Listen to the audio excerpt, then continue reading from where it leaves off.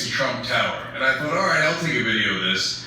I started shooting it, and I came across a lone protester, Patricia. That's what I'm about to show you. Now, I want to make two notes about this video. One is, at one point I showed a guy who was making faces at her, but it's not the guy who's facing towards the camera, it's the guy walking away from the camera so you can't see his face. I just want to be clear about that. Number two, that at the end of the video, my phone died, so it cut off. I will tell you the three other things she said at the end once you watch my interview with her. And she's a character, she's passionate, and I think it's important that you hear from her. This is Jake reporting from Manhattan, New York. Before the Trump Tower, I happened to be walking by here. I had business meetings today. No, not a Trump Tower. And I wanted to show you the scene here. So they've got it blocked off on the other side. You literally cannot go on that side. And then you've got a stack of cameras here, as you can see on this side of the street. A bunch of news reporters. Right now, there are no protesters at all except one person. There's a bunch of tourists. Let's go talk to the protester and see why she's protesting and what she's going to say.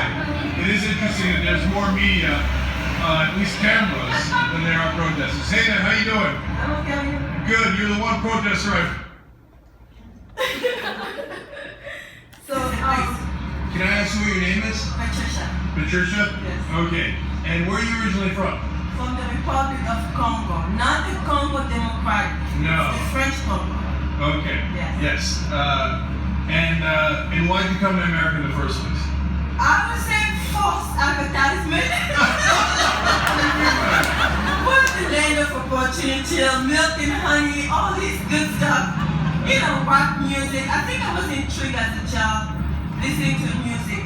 You know, Whitney Houston, some other singers and artists. Michael Jackson was huge. So I think you're the first person that's ever told me that you came to America for rap music. No, I didn't come from rap music. Oh, because I thought you said rap music earlier. As a Because I was going to say teenager. Whitney and Michael's not rap. No, I'm saying, I'm just giving examples. Oh, okay. But there was American influence. American influence. And people think this is the place to go. So that's the culture, and that's why you came here, is because you believe in the culture, which led you to the idea It was of exciting. America and Yeah, freedom. as a So teenager, it was exciting. how has it been in reality? I've been here. I tell people now it's too long. Too long? Too long. I think 23 years.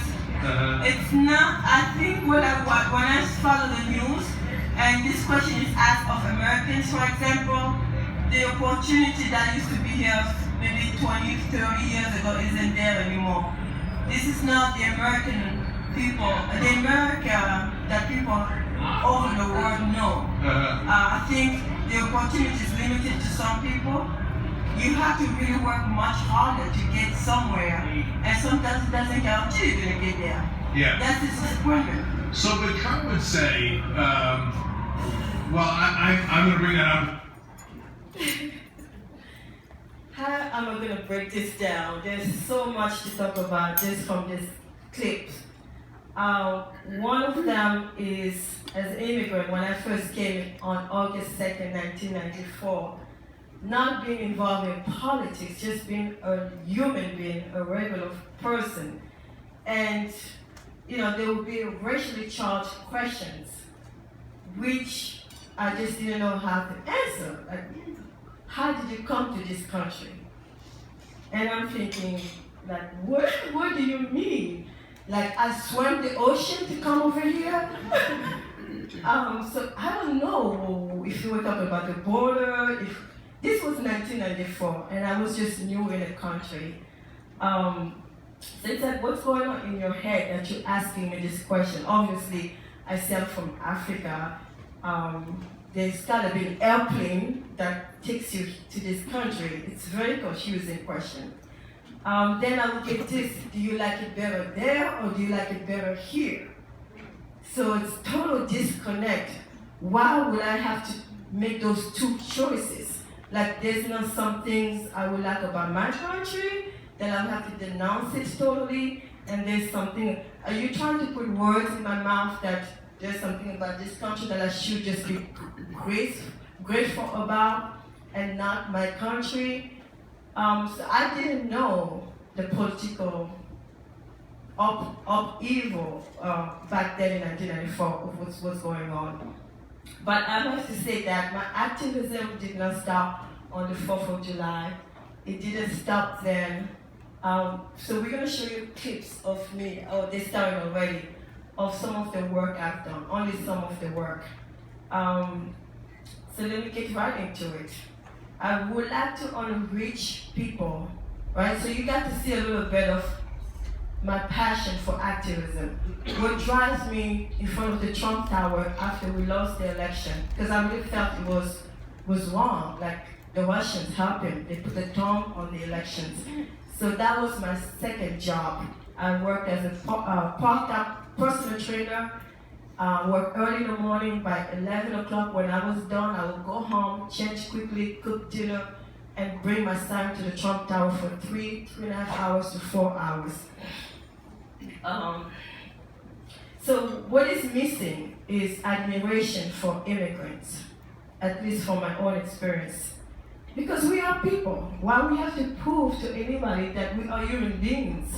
You hear about the so-called caravan. Why are we even calling them caravan? These are folks fleeing persecution for a better life, just like anybody else would do.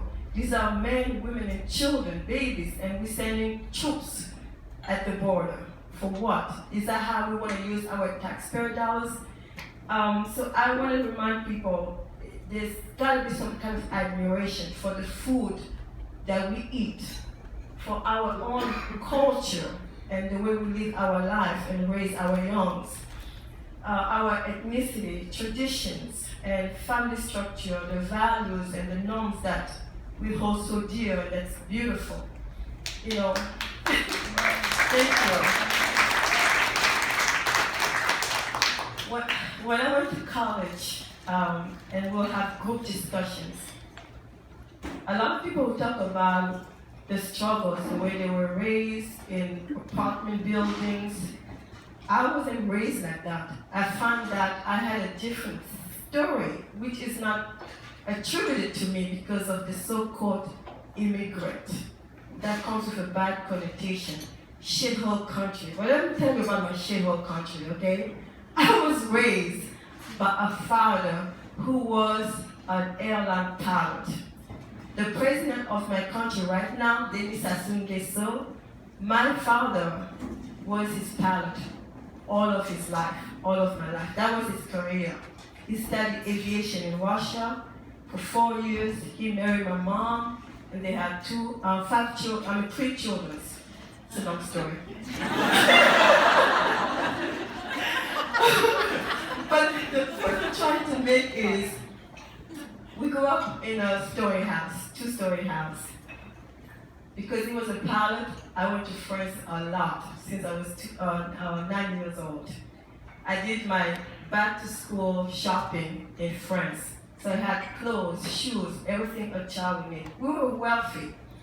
We had 2 cars, one of them was Range Rover. We had 2 dogs. You know, the American dreams.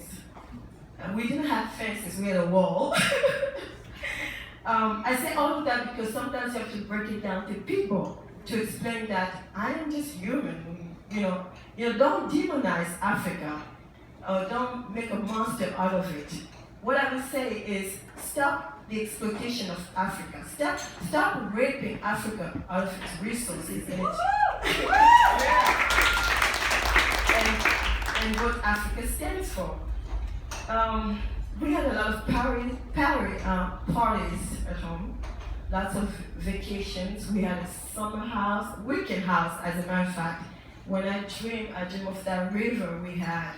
It was beautiful. There was prestige in my environment. You know, from my professors, my teachers.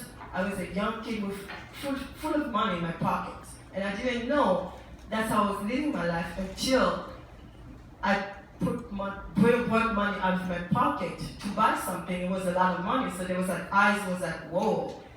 We were loaded. So just a little experience, not to be arrogant, but there's a lot of ignorance there, and I just have to break it down. And so I talk about children a lot. You know, part of my courage was when I was a child, barely 2 years old. There was a woman, a witch, a stepmother, who ripped us, my siblings and I, from my mom. And because she decided to date a married man who had loads of money, and my mom was young virgin when she got married, and she was not really smart enough to know how to keep her man, whatever she was supposed to do. She divorced him, and I'm proud.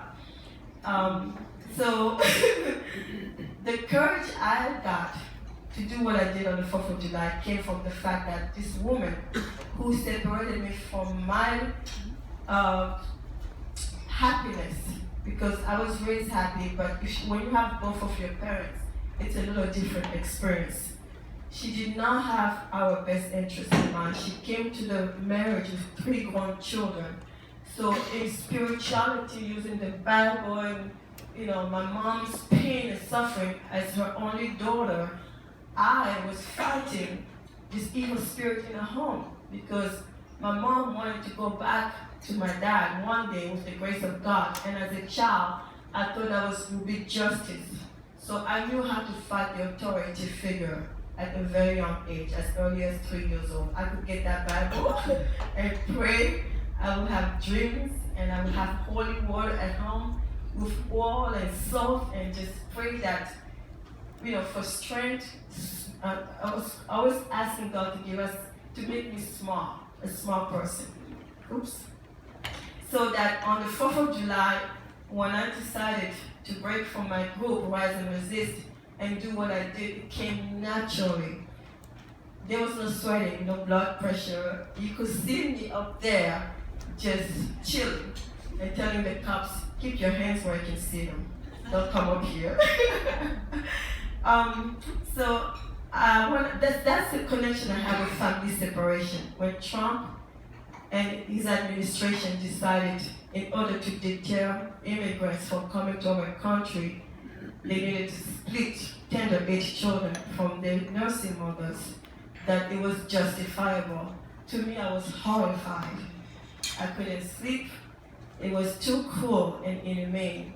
It would never happen in my country, because I don't ask, well, why don't you go and fight in your country? Don't you guys have a lot of problems there? Well, this is my country too, believe it or not. I'm a citizen, and the Constitution protects me and gives me the right to free speech, so I can say things about this country where I live for over 2 decades. So I think we have to not tolerate diversity, but embrace diversity.